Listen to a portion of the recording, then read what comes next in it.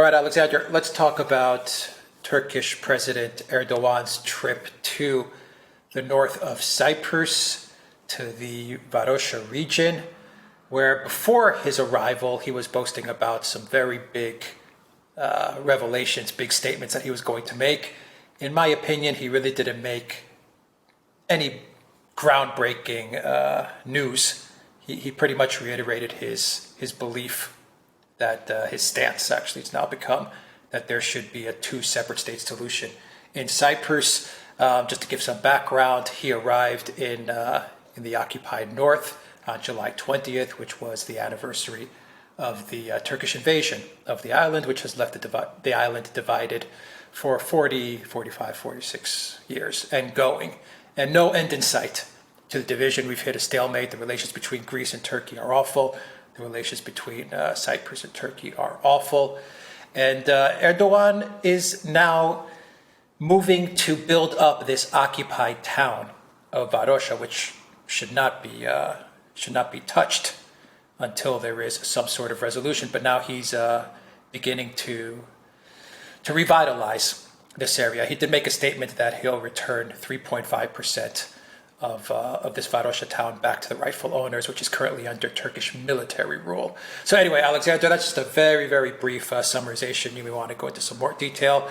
But he really built it up that he was going to come to the island and make some super huge statements. Azerbaijan was going to recognize the occupied north, that he found oil and gas extracts in the north. I mean, he was building it up. At the end of the day, he really didn't announce anything whatsoever except for the usual bluster that you have to have a two separate state solution instead of a bicommunal, bifederal resolution to the Cyprus problem, which is what the UN has been mandating since the Turkish invasion of the island. Alexander, what about this? I think that's exactly right. Now, let's talk about Varosha, because what he's now doing, essentially, is he's trying to create a situation where this territory in northern Cyprus will, at least as he hopes, become self-sustaining and economically self-dependent. And to be absolutely clear about this, he talks about a two-state solution in Cyprus, but it's difficult to imagine two Turkish states.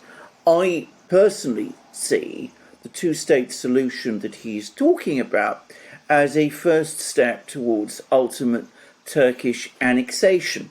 In other words, you get the international community to recognize Northern Cyprus as an independent state. Northern Cyprus ultimately decides to join Turkey, which it would be its right to do if it was independent. Turkey then formally annexes Northern Cyprus, and at the same time places like Varosha become an enormously attractive economic asset for Turkey. And in the meantime, until that happens, Northern Cyprus. I think that is very much his plan. And I think very much what he was expecting to do was that he was going to go to Cyprus, Northern Cyprus, and he was going to announce that he has international support to have Northern Cyprus recognised as an independent state. And I'm pretty sure Azerbaijan had been enlisted to do that because, of course, Turkey gave a lot of support to Azerbaijan in the war with Armenia, which we covered extensively last year. And what happened instead was that the president of Azerbaijan, Ilham Aliyev, went to Moscow and he had meetings with Putin, and this recognition from Azerbaijan didn't come. And the result was not just Azerbaijan, but none of the other Central Asian states, the Turkish-speaking Central Asian states, none of them bundled in and recognised Northern Cyprus either as an independent state. The United States also shot down the idea of it recognising Northern Cyprus as an independent state, and Erdogan found himself in Northern Cyprus without the big theme, the big thing that he wanted to say. It didn't happen. And that's why it turned out into an anticlimax. But having said that, I still have to say this: one can't assume that Erdogan has given up. On the contrary, always one gets the impression that his strategy in these kind of things is to retreat when he has to retreat and then return when he can return. So I think this is very much his agenda now, and the developments around Varosha have not been stopped. They are going to proceed, and when he talks about returning 3.5% of the property there to its rightful owners, that's of course not just token. I think a lot of people in Cyprus, and you speak from Cyprus, but I think a lot of them would find that as insulting, as an attempt essentially to confiscate Varosha, all the property in Varosha, and basically say to people, look, I'm just giving you crumbs. That's all I'm prepared to do, giving you crumbs off my table. I'm doing that as the generosity of somebody who's in an immensely strong position, but I have no intention of sharing Varosha with you in any form at all. So I think that's what that's all about. So I think this is a big play by Erdogan. It didn't quite come off, certainly not the way that he expected that it would come off. And I think that by no means is this, however, the end of the story. Yeah, it is a big play. It is token. It is insulting. But for Erdogan, even though he didn't get the support from the international community that he wanted, I do believe that he drags this on even further. I mean, he states that he wants a solution. That's what he says publicly, but it has to be two different countries, and that's his position. At the end of the day, his goal is to keep the stalemate moving, and eventually, if he can't get support for the annexation, then maybe his belief is that over time, it'll just be de facto absorbed into Turkey. Because on the flip side, on the Cyprus side, of the Greek side, the activity to find a deal or to somehow hold Erdogan accountable is 0 to none. I mean, yeah, you also get token movements from the Cyprus and the Greek side, and those token movements are, well, we filed a complaint with the UN, and we filed a complaint with the European Union, and then they're going to go to Brussels and they're all going to vote, including Greece and Cyprus, to give Erdogan another 20 billion so he doesn't flood the European Union with more migrants. But anyway, those token statements from Erdogan to keep the stalemate moving, because he sees that the other side is also just token statements. It's great for Ursula von der Leyen to say, we're never going to accept this, but he knows. You know, Ursula, just sit back down on the sofa and just keep quiet. I mean, he knows this. I think your summary of the situation is exactly correct. I think that's exactly right. What Erdogan is doing is he's creating what are called facts on the ground. So the situation is in stalemate, that he now has a clear objective, which, as I said, is independence for northern Cyprus as a kind of independent state, which is really a Turkish protectorate, preparatory, as I said, to eventual annexation.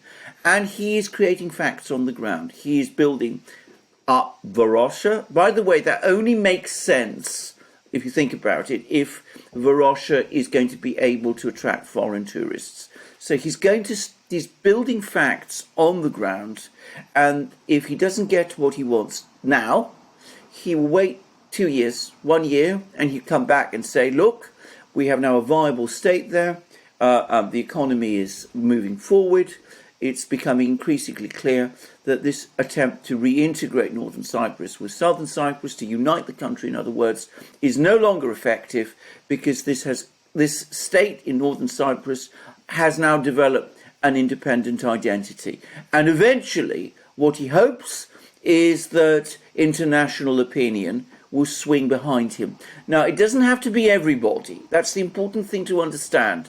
You can just get a couple of countries, some of the stans, the Central Asian states, which are Turkey, Azerbaijan, Central Asian states, perhaps some other Muslim states. If you can get them to agree to recognise northern Cyprus as an independent state, if you can get Kosovo to do it and Albania to do it, with which he's had at times good relations, if he can get the government in Bosnia to do it, then he is beginning to move the dial in diplomatic terms, and the more states gradually come round to accepting what he's up to, the more likely it is to happen. And that is his plan. And your identification of the weakness of Greek and Cypriot diplomacy in the face of this is spot on. The Greeks and the Cypriots do absolutely nothing except rush off and talk to their masters, we have to call them that, in Brussels and Washington, and complain to them about what this bad man Erdogan is doing. And the Americans and the Europeans issue statements which Erdogan ignores because they are just words and they have no meaning. Now, if Greece, for example, were to take an entirely different position and it were to say at the European Council that Greece will veto sanctions on Russia over Ukraine unless similar steps were taken with respect to the situation in Cyprus, now that might attract attention. That would change the situation entirely. The dynamic then would become very concerning, and you'd see the Europeans and the Americans have a fit at that point, and they might listen finally to what the Greeks have to say, because you always require unanimity on the European Council. But they will never do that because they want to be always in good stead with their masters in Brussels and in Washington. So the result is that they go and complain and absolutely nothing is achieved.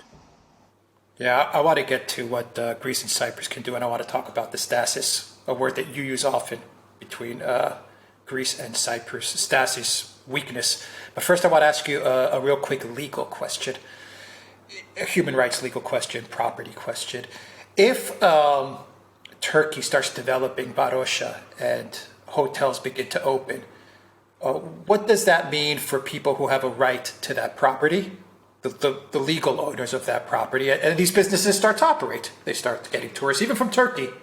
Even tourists in Turkey start coming in there. People start opening businesses, restaurants, and things start moving in this occupied town. And what are the legal implications if there are rightful owners to Varosha who do take him up on his 3% offer? Say there are people that say, oh, he's going to give 3% back. You know what? I want in. I want my home back. I want my property back. Or I want to sell my home and my property to this unrecognized occupied Turkish presence, this Turkish government. What does that mean? Yeah, I mean, first of all, can I just say, if Varosha were to go into operation with all this confiscated property, there would be court cases possible. I mean, this is what one avenue might be through the European Court of Human Rights, for example, because this would be a legal expropriation of property, and Turkey remains within the Convention of Human Rights. For how long it will, that's another question, but at the moment, it's still there. And you could probably build, in fact, I'm sure you could bring claims in all sorts of courts, and Greece and Cyprus could also bring court claims against Turkey in the International Court of Justice in The Hague. So they would have various legal rights.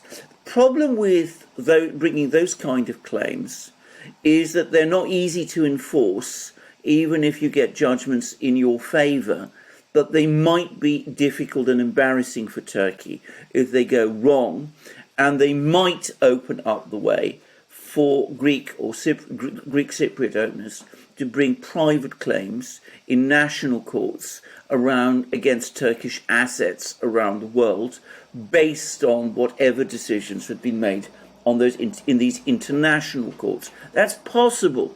But, of course, the more people take up Erdogan's offer, the more difficult it becomes to get those decisions, those judgments in the international courts. Because they will then say, well, so enough people have consented to what Erdogan has done that ultimately this is now de facto acceptance and we're not going to interfere with it. So that's probably part of the strategy that Erdogan is following. It has a legal dimension as well as a political one. So anyone that takes him up on the offer is de facto accepting the facts on the ground. Like you said, they're accepting that there is a functioning legal state entity in the Absolutely, and by doing so, they weaken the position the legal position of all those other people who refuse to take up this offer. So it's important to say that, because of course there might be some people who are tempted, but if they're tempted to do that, then they're putting their own interests ahead of everybody else's. And that's perhaps something that some people always should consider, but in practice, as we know, when it's a question of money, people tend to follow their own private interests. We'll see how many people do take up this offer, if any do. Okay, so let's finish this off with what Greece and Cyprus should be doing. We've suggested over time, over various videos, that Greece and Cyprus should begin to think out of the box as far as diplomacy, foreign policy, and dealing with Erdogan is concerned. But they never do. And we've seen the same situation again happen, where Erdogan has made these moves, and Greece and Cyprus have just pretty much done the same thing that they've been doing for the past God knows how many decades. I mean, literally, it's like they probably have these letters, these complaint letters, just ready for the EU and the UN. They just probably just sign it and then send it out. But it is getting to the point of sad, pathetic, and weak to see Greece and Turkey act like this. You mentioned Greece perhaps vetoing various sanctions against Russia.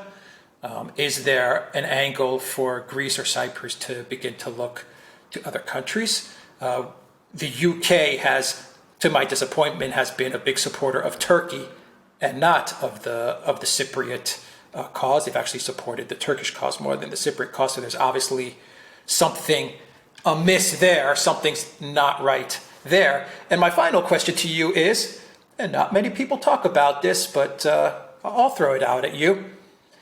Maybe the political class and the elite also want to keep this stasis, the Greek and the Cypriot, because I am sure there's a lot of business people and there's a lot of politicians and in general just a lot of people on the upper levels of society that prefer to not rock the boat and have made a lot of money in the division, in just having things the way they are. Why unite the island? Why risk my business ventures, which are going so well, with perhaps more competition, more population, a larger Turkey, maybe Turkish companies? I don't know. I'm spitballing here. But this could also be playing a factor in at least the Cypriot side's lack of desire to actually think outside of the box and solve this. Because my hunch is, Alexander, if Greece and Cyprus really wanted to solve this is the truth. They could solve this. Absolutely they could. And to answer your last point, I am sure there are a lot of people in Cyprus, and by the way in Greece, who find this situation with the division of the island perfectly attractive, exactly for the reasons that you say. They've made many investments in the last 30, 40 years in other parts of Cyprus, in other parts of Greece. Absolutely, they do not want big resorts, big businesses in northern Cyprus coming back into a united Cyprus and competing head to head with their own. Absolutely also, they may be concerned about how do you assimilate this population in northern Cyprus, which has been, by the way, boosted in numbers as a result of Turkish emigration since the division, the occupation of the island in 1974. So absolutely, one can see all of these factors in play. And of course, and this is an important thing to always stress, there is always in Greece and in Cyprus a very great unwillingness on the part not just of the political elite, but of the economic and financial elite, or at least large parts of it, a unwillingness to rock the boat with the Europeans and with the Americans and with everybody else, because that disturbs life going on as normal. They want to keep things in stasis because they are nervous of change and of the forces that change might unleash, both within Cyprus and within Greece. It might, for example, give Greece and Cyprus a degree of self-confidence if they were able to achieve a success in this conflict, which might lead more people in Greece feeling more confident to insist that Greece take a more strong position on economic matters with the EU, on the situation in the Balkans, on all sorts of other things, which an awful lot of people in Greece, particularly those in power, don't want to see. The situation that we now have suits them very well. But that's the thing always to understand about this point. Yeah. In other words, Hellenic. I'm sorry to cut you off. Like a Hellenic patriotism, a pan-Hellenic patriotism. Yeah. Could spook them. Sorry, absolutely. It's just a really good point. I've never heard that point before. No question at all. It's again something that makes us a lot of people nervous. Now, can I just say? I mean, I'm not talking about something I don't know about. I mean, I come from. As you come from, we come from political families in Greece and in Cyprus. And what I speak about, I know for a fact there are people who think in that way, and they are important and prominent position people, and they're in important and powerful positions. So pan-Hellenic patriotism does indeed worry them. It makes them very nervous. A lot of them, that's absolutely not what they want to see. And if we come back to what Greece could do in this situation, it could do an awful lot. It could, as I said before, I've said many times, it could pursue a more balanced foreign policy. It could speak to Russia, which has historically been a friend of Greece. The Russian culture minister toured Greece recently, for example. They could speak to the Russians about this. The Russians have always supported Greece and Cyprus over the Cyprus issue.